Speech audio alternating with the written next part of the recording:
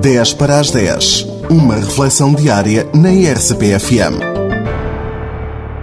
Celebramos nesta semana o Dia da Europa, como sempre acontece a 9 de maio de cada ano.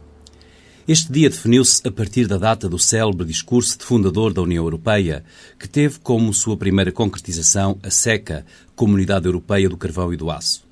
Este discurso, proferido por Robert Schuman, Ministro dos Negócios Estrangeiros da França, a 9 de maio de 1950, ficaria mesmo conhecido como a Declaração Schuman. Inserido no contexto do pós-Segunda Grande Guerra Mundial, em que era necessário harmonizar as relações entre a França e a Alemanha, criou o sonho de uma Europa unida e solidária. Efetivamente, podemos definir como principais ideais europeus, já no discurso de Schuman, a paz, a solidariedade, a unidade entre todos os povos europeus, apontando inclusive para uma federação europeia.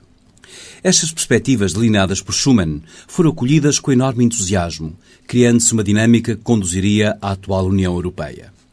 Aos ideais iniciais juntavam-se outros, como o de uma Europa de culturas, na valorização e respeito por cada cultura nacional, formando no seu conjunto o imenso património cultural europeu.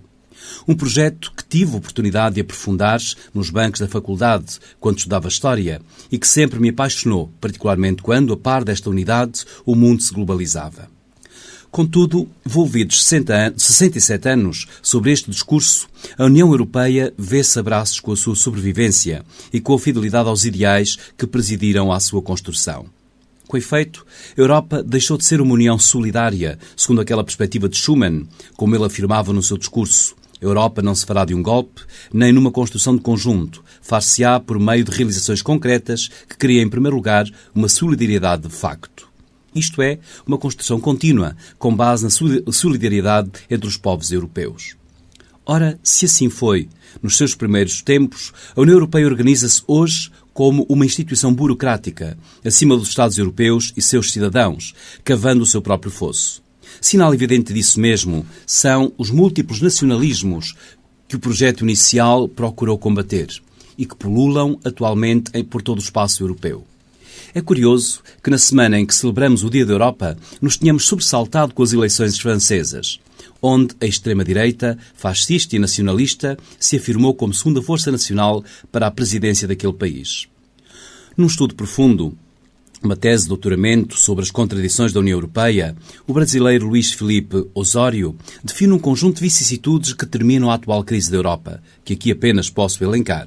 O seu modelo neoliberal, baseado numa moeda sem Estado, uma estrutura dominada politicamente por essa economia liberal, a falta de uma fiscalidade unificada, o descolamento da política económica relativamente à política social, uma clivagem imperialista entre o centro e a periferia e uma forte deterioração democrática. Para acrescentar, a jeito de conclusão, os tecnocratas comunitários formulam soluções mecânicas e abstratas para lidar com problemas concretos. Aceitando tal quadro, que nos parece evidente, consciencializamo-nos que a União Europeia, assente nestes métodos e princípios ideológicos, não tem possibilidade de futuro. Mas creio, como certamente muitos creem, que a Europa poderá rever-se na sua orientação, refundando-se na sua dinâmica de construção. Pessoalmente, julgo ser esta a hora do regresso aos seus ideais de fundação, de regresso ao discurso de Schuman e de tudo o que ele encerra para o progresso integral da Europa, de regresso a uma autêntica solidariedade entre os povos, que mobilize cada europeu em torno de um projeto que sinta efetivamente como seu. Na hora presente, urge afirmar que é necessária determinação para renovar a Europa.